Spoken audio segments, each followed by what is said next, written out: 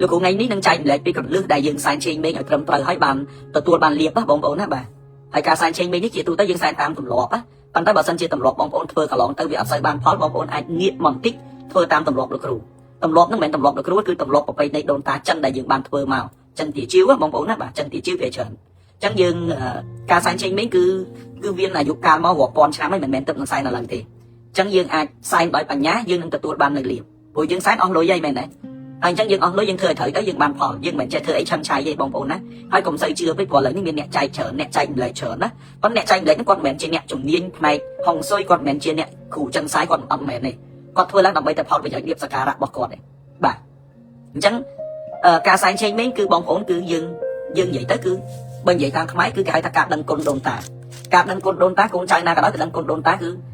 មិនស្អីគាត់ទេរកស៊ីមានការនៅរស់យើងដឹងគុណគាត់ដល់ពេលគាត់ស្លាប់ទៅយើងក៏នៅរំលឹកនឹកគុណគាត់ដែរហើយបើអត់មានឆេងមេងម្នាក់ភ្លេចអស់ហ្មងបើស្លាប់ហើយយកទៅកប់បានមានណាទៅទៀតអញ្ចឹងបានមានឆេងមេងមកដើម្បីរំលឹកដឹងគុណគាត់អញ្ចឹងពាក់ព័ន្ធមួយថ្ងៃសែនទី1ថ្ងៃសែនបុណ្យឆេងមេងខ្ញុំមិនដែលឲ្យបងប្អូនទៅសែនថ្ងៃណាល្អទេព្រោះខ្ញុំបានកំណត់កម្រិតហើយបាទពីថ្ងៃ15ខែ3ដល់ថ្ងៃទី5ខែ4ហ្នឹងគឺយើងអាចសែនឆេងមេងបានហើយសែនទៅល្អហើយហេកដូចគ្នាអត់មានឆុងទេបាទអញ្ចឹងមុននឹងសែនយើងត្រូវសម្អាតភ្នោយើងត្រូវជំរះស្មៅយើងត្រូវមើលផ្លាកពលឹកណាមានផេះមានស្រាមអត់អញ្ចឹងយើងជួសជុលឲ្យល្អទៅយើងបុកជូតយើងជំរះស្មៅទៅយើងពូនដីឲ្យខ្ពស់ទៅសម្រាប់ភ្នោហើយបើអ្នកមានចេតដីយើងក៏លាងសម្អាតទៅលាបពណ៌លាបអីជួសជុលទៅកាលណាយើងធ្វើផ្ទះឲ្យដូនតាយើងស្អាតយើងក៏ទទួលបានផលល្អត្រឡប់មកវិញដែរបងប្អូនណាបាទទី1ទី2សែនការសែនឆេងមេឃហ្នឹងគឺគេមានតំណ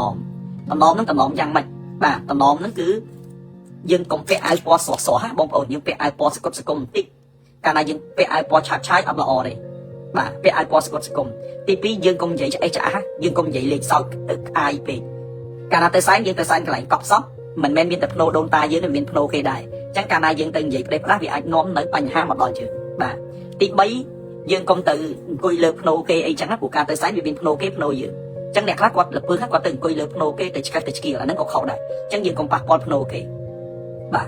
ទី4យើងទៅសែនអារបស់ដែលជ្រុះកុំរើសយកមកដាក់ចានវិញអំណយើងកំពុងរៀបផ្លែឈើយើងរៀបជ្រុះប្រាវដល់ពេលអញ្ចឹងទៅយើងយកមកវិញអានឹងអត់បានទេព្រោះគេក៏ឃ្លានដែរគេចង់បានស៊ីគេដដើមឲ្យគេស៊ីទៅទី5បងប្អូនកុំជេរកូនជេរចៅខ្ញុំទៅសែនរាល់ឆ្នាំខ្ញុំសង្កេតមើលចាស់មួយចំនួនណាគាត់ហត់ណាគាត់ចង់ចៃរៀបចំអីអញ្ចឹងទៅដល់ពេលអញ្ចឹងទៅប្រើកូនចៅវាតឹងចិត្តជេរទៅអានឹងអត់បានទេដាច់លៀបបាទមួយទៀតកុំថតរូបមុខភ្នោបាទម្នាក់ចូលចិត្តថតរូបមុខភ្នោបើតាមពិតទៅគេហាមដោយសារអីគេខ្លាចមានអ្នកអាក្រក់ស្គាល់ភ្នោ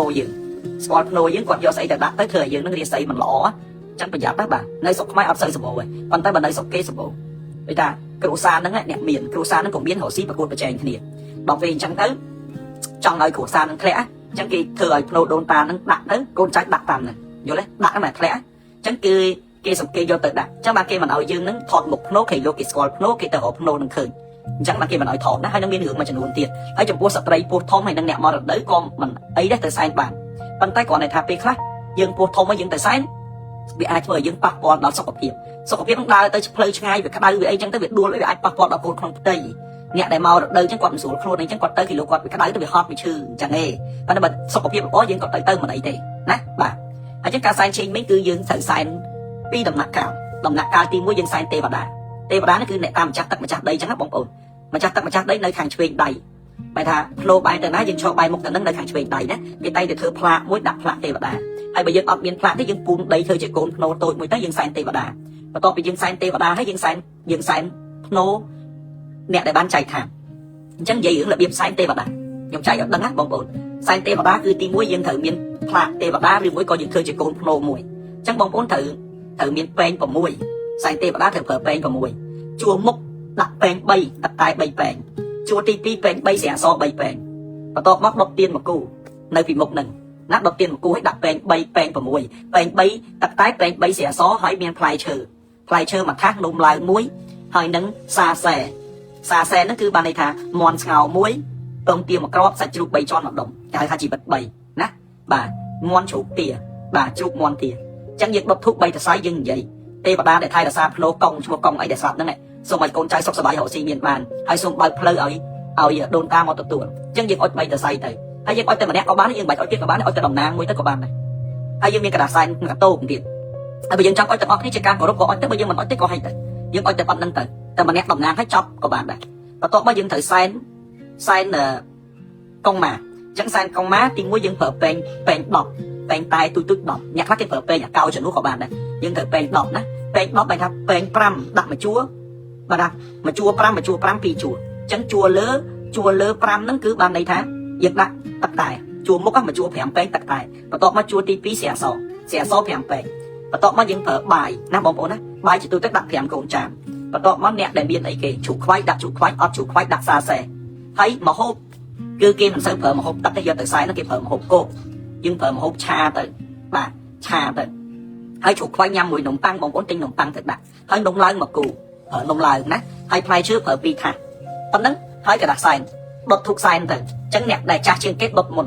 ថ្ងៃនេះថ្ងៃសែនឆេងមេងសូមអញ្ជើញដល់កងដល់ម៉ាមកទទួលទានហើយយើងអាចហៅតែកងម៉ាដែលជាម្ចាស់ភ្នូនហើយយើងហៅដូនតាផ្សេងទៀតមករួមគ្នាបានយើងហៅមកអញ្ជើញមកហូបជុំគ្នាអញ្ចឹងយើងសែនក្រោយទៅពីយើងសែនហើយចប់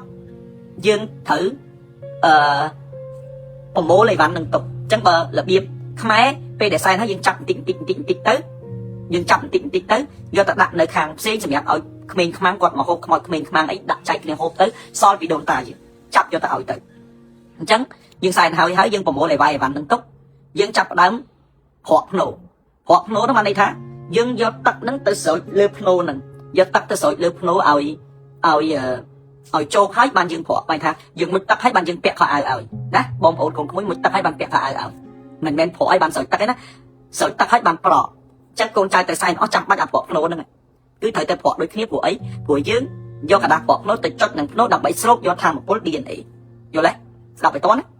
ាចឹងត្រូវភក់គ្រប់គ្នាភក់ភ្នូរួចរាល់អស់បានយើងដុតกระดาษសែនបញ្ជូនដល់ដូនតាអ្នកខ្លះគាត់និយាយថាការដុតกระดาษសែនជូនហ្នឹងអត់ឲ្យឆ្កឹះឲ្យខាច់លហែកខោអាវឆេះមិនអស់បានលហែកហើយបើឆ្កឹះទៅឲ្យវាហើបខ្យល់ទៅឆេះអស់បានល្អយល់ទេចឹងយើងក៏ដុតជូនទៅយើងឆ្កឹះទៅមិនក្រោយឆេះអស់កុំទុកកាលណាกระดาษមកស្លាប់ចឹងបងប្អូនកระดาษមកស្លាប់ចឹងវាដូចថាបើដុតទាំងអស់ឆេះទៅដល់ដូនតាទាំងអស់ហើយបើដុតទៅមិនឆេះទេគឺវានៅកែមតិចមកថាវាមិនលហែកចឹងត្រូវឆ្កឹះដុតឲ្យអស់ណាបងប្អូនណាបាទហើយនំឡើងដែលសែនហ្នឹងគឺបេះអាកដាលហ្នឹងអាឡើងកំពុងហ្នឹងបេះយកចែកគ្នាញ៉ាំអ្នកតិចម្នាក់តិចទៅបាទហើយបើមានផ្លែមានបកញ៉ាំម្នាក់មកគ្រាប់ទៅដើម្បីយកហេងហើយជ្រូកខ្វៃគឺបងប្អូនតិចហ្នឹងគឺកាត់តិចចែកគ្នាស៊ីទៅតំណាងឲ្យឆ្លាតវាងវៃហើយជ្រូកអាជើងមុខហ្នឹងកុំឲ្យគេស៊ីដើម្បីអីដើម្បីឲ្យហត់ទៅលឿនហៅស៊ីមានបានអាហ្នឹងហើយទៀនធូបអីដែលយកទៅសល់កុំយកមកវិញទុកទាំងអស់ទៅណាបើដុតមិនអស់ទេទុកចោលហ្នឹងទៅឬមួយបើកន្លែងសមាគមគឺមានរោងអ្នកតាអញ្ចឹងមានរោងអ្នកតាហ្នឹងយើងយកទៅដាក់រោងអ្នកតាទៅឲ្យគេមកប្រើបន្តទៀតចឹងការសែនគឺយើងធ្វើបែបហ្នឹងអត់មានលំបាកទេងាយហើយឆ្នាំនេះយើងអាចដាក់ផ្ការិស័យបងប្អូនណាយកផ្ការិស័យចែកជា2បាច់ដាក់ភ្នូសងខាងហើយកระดาษសែនដែលរៀបចំទៅត្រឹមត្រូវហ្នឹងមិនមែនចេះតែដាក់ទេតោះតែกระดาษសែនហ្នឹងរៀបចំទៅត្រឹមត្រូវតាមក្បួនតាមខ្លះសែនទៅកូនចៅរកស៊ីមានអញ្ចឹងនេះគឺជាប្រភេទกระดาษសែនឆេងមេងណាបងប្អូនដែលលោកគ្រូមហាជុំបានរៀបចំចឹងបងប្អូនអត់ឃើញមកស្បោងហ្នឹងណាមើលទៅដូចសាមញ្ញទេប៉ុន្តែគឺរៀបចំត្រឹមត្រូវតាមក្បួនចំណាយតិចទទួលបានផលច្រើនចឹងមកឆេងមេងជាវតែប៉ុណ្្នឹងទៅគឺរួចរាល់ហើយចឹងបងប្អូនសែនឆេងមេងបងប្អូនខ្ញុំរៀបចំណាបងប្អូនឃើញទៀននេះមាន2គូចឹងមួយគូយើងសែនទេវតាដែលខ្ញុំបានជម្រាបជូនហ្នឹងមួយគូយើងសែនភ្ន